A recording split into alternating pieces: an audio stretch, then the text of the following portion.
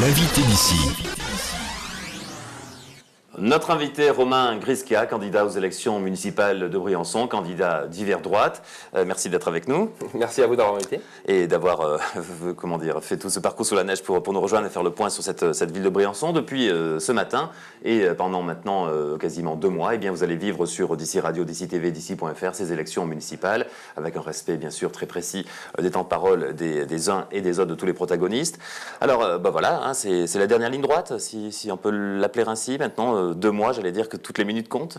Oui, bien sûr, toutes les minutes comptent pour aller rencontrer la population, pour établir le programme et puis pour le faire partager à tous les Briançonnaises et tous les Briançonnais. Je vais vous dire un mot de mon équipe. Elle est prête, elle est constituée. Je vais d'ailleurs la rendre publique le 21 février prochain à 19h30 à la salle du Prorel à Briançon, donc dans une réunion publique. Cette équipe, j'ai profondément voulu la renouveler. Parce que je pense qu'à Briançon, il faut changer les têtes, il faut changer le personnel politique, il faut changer les élus. J'ai à l'intérieur de ma liste uniquement 6 anciens élus qui ont été aux côtés d'Alain Bérou. Et j'ai aussi une particularité, je suis la seule liste de rassemblement à Briançon. Parce que j'ai dans ma liste des anciens colistiers d'à peu près toutes les listes qu'on a vues dans les élections municipales de Briançon.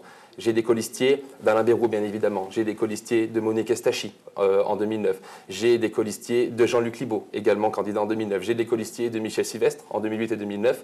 Et j'ai aussi un colistier de Robert de Caumont aux élections en 2009.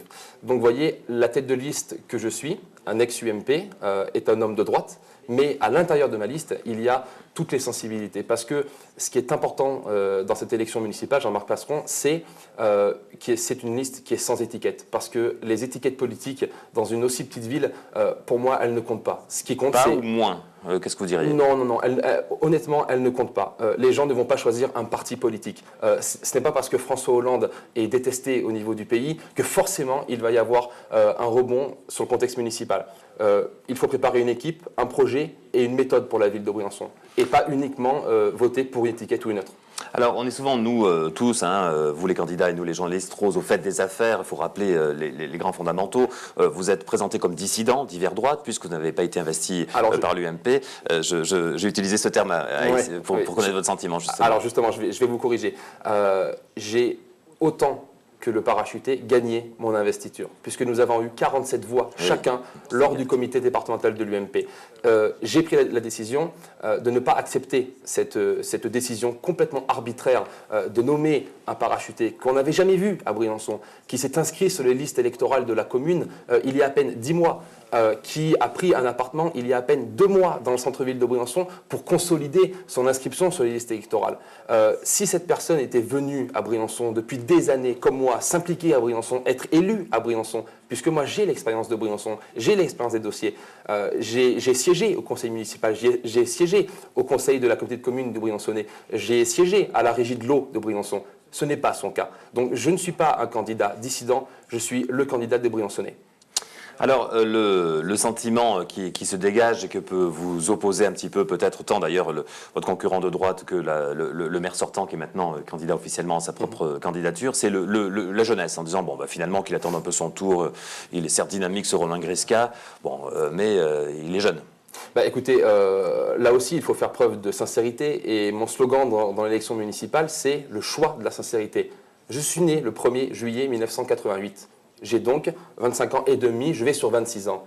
L'autre candidat, il ment. Il n'a pas la trentaine, il a 29 ans. Donc 26, 29 ans, et ce serait moi qui serais alors trop jeune. Non, je ne pense pas que c'est une histoire d'âge. Si on dit alors que le candidat est trop jeune, qu'il manque d'expérience, il faut mettre en face quelque chose. Je ne manque pas d'expérience. Je travaille aujourd'hui, je suis responsable du service de l'urbanisme d'une grande collectivité de 10 000 habitants. J'ai été élu à la ville de Briançon, je me suis présenté aux élections cantonales. On me connaît dans le paysage politico-alpin. Ce n'est pas le cas dans notre candidat. Alors, il y a des absents dans cette campagne. C'est pour les Briançonnais des noms qui comptent. Philippe Cézanne, Monique Estachi, Karine Escalier peut-être un peu moins, qui a un peu eu moins de responsabilités. On les voit ni avec Arnaud Murgia, ni avec vous visiblement. Alors on les a questionnés. Bon, ils ont dit qu'ils avaient guère le temps. Oui, écoutez, j'ai vu comme quasiment tous les Walpins le reportage que vous avez fait sur ces 3 personnes-là. Effectivement, ce sont des gens importants dans le paysage UMP, on va dire, à Briançon. Ça fait 1 an un an que je les préviens du comportement et de l'attitude du candidat parachuté. Eh bien aujourd'hui, il se retrouve dans la position des arroseurs arrosés. Et quand on entend sur votre antenne le soutien qu'il continue d'apporter malgré tout à Arnaud Murgia, moi je considère qu'il continue à le soutenir comme la corde soutient le pendu. Je suis content, vous avez prononcé son nom, hein, vous avez changé de parachuté juste à l'instant. Bien.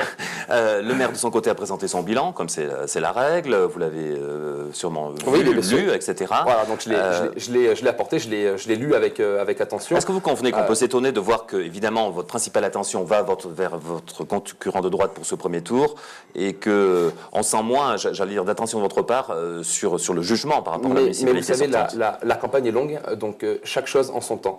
Dans un premier temps, je dénonce les mensonges du candidat parachuté, parce que ce n'est que mensonge, ce ne sont que des incantations. Quand on promet de diviser la dette par deux, très franchement, est-ce que c'est sérieux dans une élection municipale de jouer comme ça avec la dette de la ville? Maintenant, je vais m'attaquer au bilan du maire sortant. C'est un bilan comme à peu près tous les maires sortants font. Mais si vous permettez, je vais m'arrêter sur un point très précis qui est la chaufferie à bois de Briançon.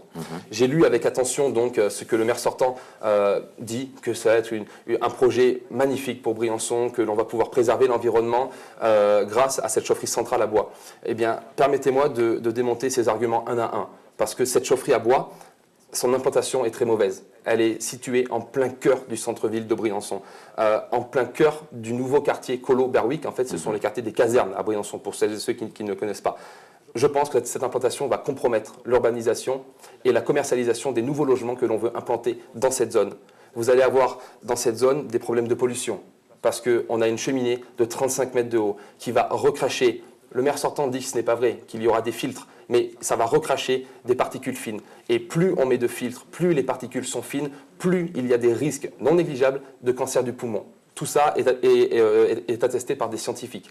Ensuite, vous avez un problème esthétique à Briançon. La ville de Briançon gagne de l'argent et fait vivre son économie essentiellement par le tourisme.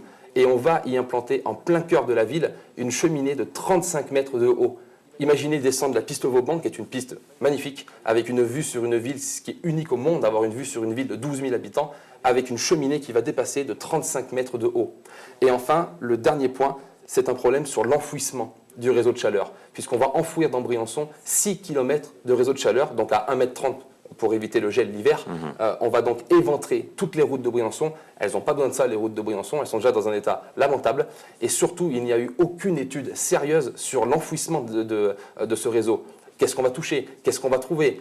Comment faire quand il va y avoir des dérivations avec le réseau de l'eau, de l'assainissement, de la fibre optique, de RTE? Donc, je demande au maire sortant, et c'est ce que je proposerai dans mon programme, une nouvelle implantation pour la chaufferie bois. Je ne suis pas contre le principe, parce que c'est un principe qui va dans le bon sens, mais il y a plusieurs questions. L'esthétique, je l'ai dit, la pollution, l'implantation, et puis l'approvisionnement en bois. Alors, vous avez fait pas mal de propositions, déjà un premier jet de propositions, je crois que c'était vos 10 premières propositions, oui, c'est ça? Tout à fait. Très pragmatique, terre à terre, hein, si j'ai bonne mémoire. Oui, alors en fait, c'était 10 propositions que l'on s'engage à tenir dans la première année du mandat. Donc ce n'est pas tout le programme. Je sais par expérience qu'on doit uniquement donner son programme dans les derniers moments de la campagne municipale, tout simplement parce que les gens ne s'y intéressent pas 3 mois avant, comme les politiques, et surtout parce qu'on évite également de se faire piquer les idées. J'ai donné 2 grandes idées dans cette campagne, c'est le front de neige du ProRail, je l'ai dit depuis le mois d'avril 2013, et le plan Marshall des routes, qui est en fait un contrat de plan que la ville de Briançon signera avec toutes les autres collectivités pour refaire les routes dans Briançon. Eh bien, Jean-Marc Passeron, ces 2 idées m'ont été tout simplement piquées par le candidat parachuté, en manque d'idées, justement. Donc, c'est pour ça, mon programme, je le donnerai dans les derniers moments de la campagne municipale et il sera dans toutes les boîtes aux lettres de tous les Briançonnais. Quel est votre espoir sincère sur ces élections municipales? Est-ce que vous dites, bon, à 25 ans, là, l'important, c'est que je prenne la main sur... c'est ce que disent les analystes politiques. Alors, dites-nous votre sentiment. Hein. L'important, c'est que je prenne la main sur le candidat investi par l'UMP, puis je jouerai plutôt le coup d'après pour devenir vraiment maire, ou est-ce que vous dites non, c'est cette fois? Non, moi, je suis pas candidat pour être candidat. Je suis candidat pour être maire de Briançon. Et je ne suis pas candidat en réponse par rapport au candidat parachuté. Je suis là depuis des années. Je me suis impliqué pour la ville de Briançon. J'ai créé une association, Croire en Briançon. Et aujourd'hui, Croire en Briançon, c'est le nom de ma liste. Je l'ai créée en avril 2012. il n'était pas là, le candidat parachuté, en avril 2012. Donc je ne suis pas candidat par rapport à lui. Non, je suis candidat pour être maire de Briançon parce que je prépare un programme et je prépare une équipe et un projet pour Briançon. Un projet qui collera justement aux attentes de tous les Briançonnais. Romain Gresca, merci beaucoup. Merci à vous.